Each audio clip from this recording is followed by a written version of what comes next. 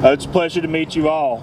I am so happy to be here today with a group of Americans who has looked at the state of our nation and the problems that we are facing and elected to respond to it not with cynicism but with action. I don't know any of you guys yet as well as I hope to, but I surmise from where you are standing today that we likely have much more in common, more to compare than we have to contrast.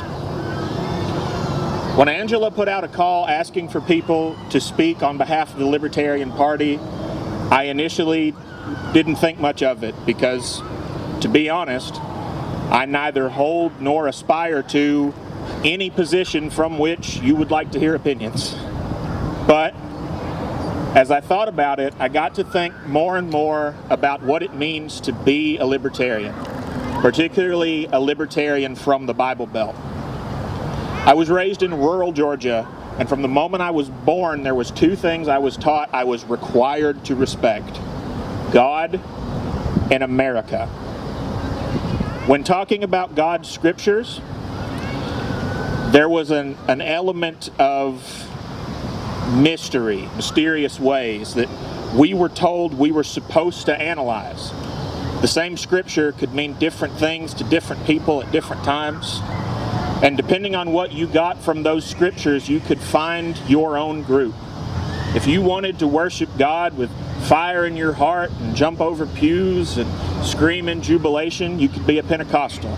And if you wanted to be quiet, somber, and respectful, traditional, you could worship with the Catholics. And if you wanted every Sunday to be a party with your friends and family, there were the Baptists. And if you just wanted to eat a lot of good food and then slowly fall asleep while someone sang to you from a hymnal from the 1930s, you could be raised Methodist like I was. But with America, I was only taught two things. I was taught history, and I was taught about the two-party system. I was 7 years old in 2000 when Bush ran against Al Gore. And it was really easy for me at that age to learn about who those two men were and what they represented. Gore was a Democrat and Bush was a Republican. Democrats were compassionate and kind, and Republicans were responsible and hardworking. Democrats were supposed to protect the environment, and Republicans were supposed to protect the economy. Democrats would protect you with the government, but Republicans would protect you from the government. And best of all, everything that a person could possibly think, the entire width and breadth of human imagination was represented somewhere on either of these parties' platforms, as was the vehement opposition to it. As I got older, I found that in seeing more of the world, there were more and more things with both my church and my government that I could not reconcile, but particularly that I could not reconcile between the two. I thought as I read Angela's call to action of a verse that I was made to memorize before I could marry my wife. 1 Corinthians chapter 13, verse 11.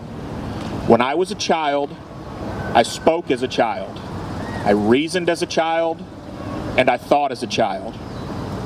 And when I became a man, I put away childish things. And as I thought about that verse and I thought about this election, something in me snapped. Because if you think that the appropriate way to respond to your opponents in a civil discourse is with words like nasty or deplorable, then you are speaking as a child. And if you think that the solution to any problem that a nation could have is to take away people's property or their freedom by locking them in a corner for years and years until they behave the way you want them to, then you're reasoning as a child. And if you think that all the myriad of things that a person can think is somehow best represented by two corporate parties who are more interested in driving us at each other's throats to build up their power and their brands, then you are thinking as a child. My friends, this July, constitutional America turned 244 years old. It is time for us to grow up.